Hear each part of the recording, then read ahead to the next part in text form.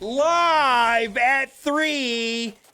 Free to play doesn't mean that Marvel Strike Force is free. I don't know, it doesn't have a good ring to it. I got to think of something to say at live at 3, but I just wanted to bring up that I have changed my arena team slightly, and this is for offense. I'm not running this on defense, but on offense, I am now running Drax in the middle, and Drax, you just want Drax to die. Super Skrull goes first, kills Drax, then it doesn't leave the expose out there, which can trigger multiple times if it lands on a thick character like Hard Light. So you just have Drax die, and then it leaves a gap there, and I think that's fantastic. So I just wanted to show my modified team. And then as far as defense, I'll just show it here. This is what I'm running on defense. There might be something better. I don't know. It feels like this is a full offense arena. Now, what I wanted to talk about is Dark Dimension 6. There's an excellent post here, and what I wanted to do was read this post, which is this person's take on their experience on DD6, and then I want to just compare what they did to what I did and see if there's some similarities. We're just going to go right to their teams. First run Global, Big Boy Apocalypse, which I feel like Global would be a super hassle without a Big Boy Apocalypse. Widow, Rescue, interesting. Captain America, OG, and Spider-Weaver. I think Spider-Weaver is great, which I did not take. Second run, Big Boy Apocalypse, Quicksilver, Weaver, and then alternated between Rescue, Captain America, OG, and Widow. Global takeaways. Quicksilver is fantastic, but expensive, obviously. Widow is cheap and was a surprise. I did not regret bringing her into DD6. I did not. I just don't think she's that great. I don't think she's very useful at Gear Tier 18 either. Rescue was probably the MVP, not named Apocalypse. In my global runs, to be honest, may have just gotten lucky with them not targeting her as much. Captain OG without Carter is rough. I didn't want to bring Carter to 18 because of the waning value of Rebirth. And I took in Apocalypse, Quicksilver, Gambit, which turned out to be amazing now. And then I was very underwhelmed with Black Widow specifically. Now, Captain America, I feel like I did get value with Captain America after my DD6 run, but the poster is correct. Maybe there's some waning value right now in Rebirth. Cosmic. And I feel like everybody takes at least Kang, Vol, and Kestrel. This person took Kang, Vol, Photon, Beta Ray, and Kestrel. On the second run, you're going to take Super Skrull, and it's just going to be a lot easier, right, with the Baby Skrull. Kang, Vol, Skrull, Beta Ray Bill, and Kestrel. Cosmic takeaway. I thought Beta Ray to DD6 because it was between him and Sylvie, and I needed one of Sylvie pieces for Kraven. You're taking to bring Beta Bill, BRB. I would advise against it. He was not good. The others are no-brainers and amazing. I didn't bring Stitcher because I didn't want a purely wasted tune, despite Widow being real close to that. Second run with Skull was a joke of epic proportions, and I feel like I've gotten reasonable value out of Vol, Kang, and Kestrel. Star-Lord Annihilation did nothing, and I hate to say this, but I don't use Photon very often. You know, maybe on offense in Alliance War, but I just don't really feel like I've gotten a lot of use out of Photon. And I think I have a 2-diamond Photon. But anyways, I feel very strongly about the first 3 and very strongly that I do not like Star-Lord Annihilation. Let's keep going. First run City, and I love their team right here. Robbie, Ghost Rider, Hard Light, Ms. Marvel, Vulture, Kraven, Lizard. Wow. Second run, same. Listen to this. City takeaway. The 5 I took here made the city nodes really, really easy. I believe I one-shot 3 or 4 of the nodes over the 2 runs. I regret nothing. And I took Robbie and Ms. Marvel, and then I ran these 3. And then later I switched in Vulture, and Vulture was amazing. And I don't know how I feel about the other 3. Big Time Spider-Man is a kind of a strange character to me, where because he's fast, I feel like he will get use long term because he can go very early in the match and do a basic attack and apply defense down, or he can go first and do his ultimate input on Disrupted. So I'm thinking that there may be long-term value outside of DD6 with Big Time Spider-Man. But in general, for me, I had a similar experience where, you know, Robbie and Hardlight were just amazing, and Vulture was amazing, and then Kraven the Lizard seemed like good choice as well. Then, first run Legendary, Black Cat, Mega Red, Nova, Green Goblin, Nick Fury. Second run Legendary, Black Cat or Mega Red, Nova, Green Goblin, and Doc Ock. Legendary takeaway, Green Goblin is fine on his own, but shines with Doc Ock. Doc Ock was decidedly better than Fury, but I like Fury in real life, so I didn't mind bringing him. Black Cat, Nova, and Mega Red were fantastic, and I had a nearly identical experience where I dropped Shuri and ran Green Goblin, and that was just absolutely fantastic. Then on the Legendary, I basically dropped Black Cat or Nova for Green Goblin, and I had a similar experience. Last two nodes, I just had Big Apocalypse for Mega Red, and the last node substituted Green Goblin Doc for Mega Red or Fury. I did not bring anything up other Legendary tunes. All in all, I'm glad I was able to get through it, and I feel like I would have given myself a B+ on the useful leveling of tunes for DD6. I think you did a great job, my guy. And I appreciate these types of posts because the information changes. And I feel like also, you know, let's say the level cap increase happens just around the corner and we get, you know, gear tier 19 and what is it going to be? Level 100. And then also, you know, let's say Dark Dimension 7 comes out, and then maybe the suggestions for Dark Dimension 6 will be like, use some of the same characters that are good in Dark Dimension 7. And I feel that kind of carries backwards. Like when people ask me questions about Dark Dimension 4 or Dark Dimension 5, if you can use the characters that people are suggesting for Dark Dimension 6 on those other Dark Dimensions, you're going to be best served.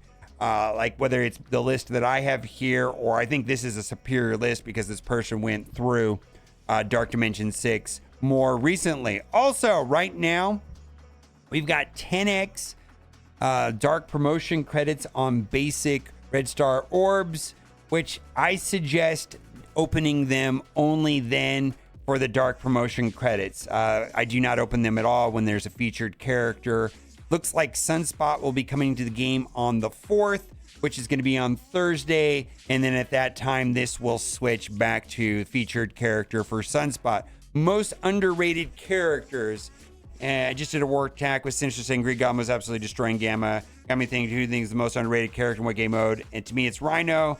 I've seen very little discussion on him, but with his passive now preventing people getting charged in war, he absolutely neuters Red Hulk, Weaver, and a lot of top tunes, really. I think Rhino's quite an interesting choice. Now, I just wanted to point out something that my wife, Kat, Squid Princess, is now streaming a little bit of Marvel Strike Force on Twitch.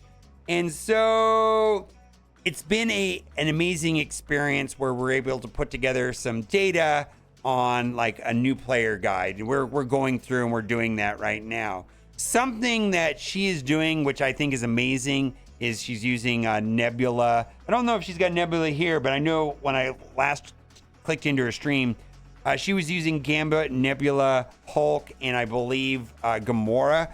But what I wanted to say in response to this post is I don't recommend people necessarily like today over upgrading their Infinity Watch, but Infinity Watch has blown my mind for the longest time. Like they have been so good for so long, and even early game, getting that combo of Gamora and Nebula seems to be very good. So that's just what I want to say is just like, I don't know, man, underrated characters, man. If I knew how impactful they were going to be longer term than most teams, I think I would have upgraded more, which kind of goes back to this idea that upgrading arena characters the most seems to make the most sense in this game in general. Focus on your arena team and upgrade them as much as possible. They typically work well in multiple game modes. Raid season milestones need to be updated. Leaderboard rewards have been updated regularly. Yes, they have. Even giving some more Armor 18 orbs further down the ranks, but the milestones on the other hand barely even have any Armory 16 orbs. I think this is a great post. Time to update the raid season milestones to complete at least Armory 17 orbs and increase the Armory 16, since the G16s aren't even a bottleneck for most anymore. Feel like they mostly are just dumping the rewards into the leaderboards. And then this is just what you do to, and then from there you get your leaderboard rewards. Secret Defenders or Superior 6. For me, it's hands down Secret Defenders, specifically the 3-piece Black Cat, Hard Light, and Robbie. Were Superior 6, man. That's a whole bunch of characters, right? Green Goblin for sure. Do Green Goblin. He's amazing. But then, you know, there's just so many Superior 6, so many Sinister 6, and they're not as much plug and play, where I'm a big fan of the 3-piece Secret Defenders. You're going to get a lot more mileage from Secret Defenders than Sinister 6 Arena Meta, and the new Arena Shards is going to be adding Apocalypse and Scroll anytime soon.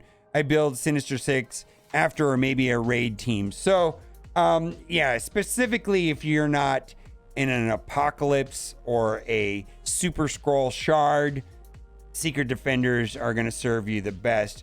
How to use Dark Diamonds. And I put this in Friday's video, but this was posted on Reddit.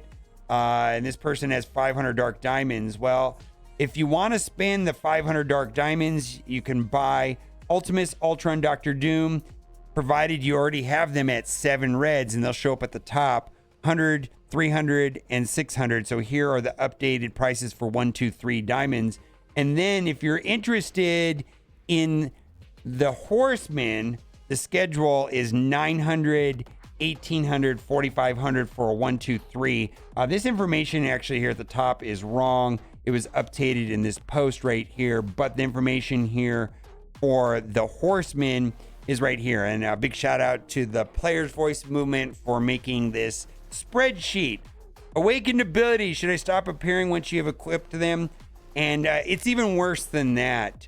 They don't even gray out. Like this right here won't gray out. See, like here, like Bucky, I have Bucky at 7 yellow, so it grays out. If you max out an awakened ability, like this poster says, it'll still show up and it won't be grayed out. So be super mindful of the awakened abilities on Nova or Black Cat that you've already upgraded, because they will appear not grayed out. And this has been brought up to the developers. We haven't heard anything back on whether or not they're going to upgrade that. Not having the Horseman Scourges update before the end of the year isn't good enough. I agree. Archangel 28 days ago said this will be published in a future blog, hopefully before the end of the year or in January. Now, I wanted to go over these offers right here. These are a sequential offer, where if you buy the first one, you get to see the second one, and then you get to see the third one and the fourth one. $185. And I just want to give a shout out to everybody that posted these on my Discord. First one right here is $5. You get 300 cores and some golden training materials. And then you get the Sparkler, which is the spending only event. And you have to go in game and look at the milestones and see if that is worth it for you. Also, please use and spend Ultra Cores. My suggestion is to go to the web store and buy Ultra Cores, and then when you spend the Ultra Cores, you also get credit for the event with the Sparklers, right? So that is the first offer for $5. The second offer right here, which is $10, 660 power cores. So typically for $10, you get 750 power cores. So you're getting gold and training materials and the Sparklers for whatever that is, 90 power cores. Like, I'm pretty sure I would buy all of this for 90 power cores if I was in the market for 660 power cores. Then right here, $49 for 4,000 power cores. Well, normally when you spend $50, you get 4,100 power cores.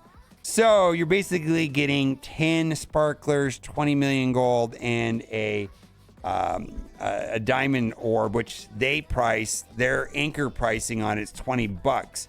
So you're getting all of these 3 items right here if you're a purchaser of power cores for basically 130 power cores. So if you're a purchaser of power cores, I feel like these are reasonable enough.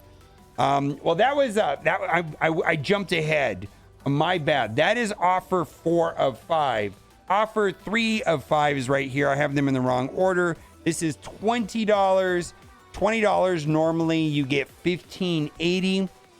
So right here, you're getting $14.50, and then you're getting a Dawn Orb. So basically, if you're a purchaser of power cores, these offers are reasonable enough, and I probably buying like probably the first 3. And then lastly, normally when you spend $100, you get 8,600 power cores, 8630. And so right here you get 9,000, and then you get 2 diamond orbs, and then 42 million gold, and then a lot of sparklers. And I think this gold is something worth considering, given that they accidentally showed on the Amazon App Store Marvel Strike Force patch notes for the last patch level 100, and then they deleted it after it was live for a couple hours. So my best guess is that level 100 is just around the corner, and gold and training materials are going to be very variable. It feels like they're giving us reasonable access to gold and then charging us quite a bit for the training materials. Seems to be the current plan. Speaking of training materials, $5 right here. You can buy it 10 times. You get 400. Normally, I think like if you could spend $20 and get 2,000 of these, that's good. So this doesn't quite add up to that, but there's an Elite 7, some sparklers, and 100 gold promotion credits. And then lastly, spend your incursion energy. All right, let me know what you think in the comment section. As always, thanks for watching. Keep on gaming. Bye for now. Buy everything.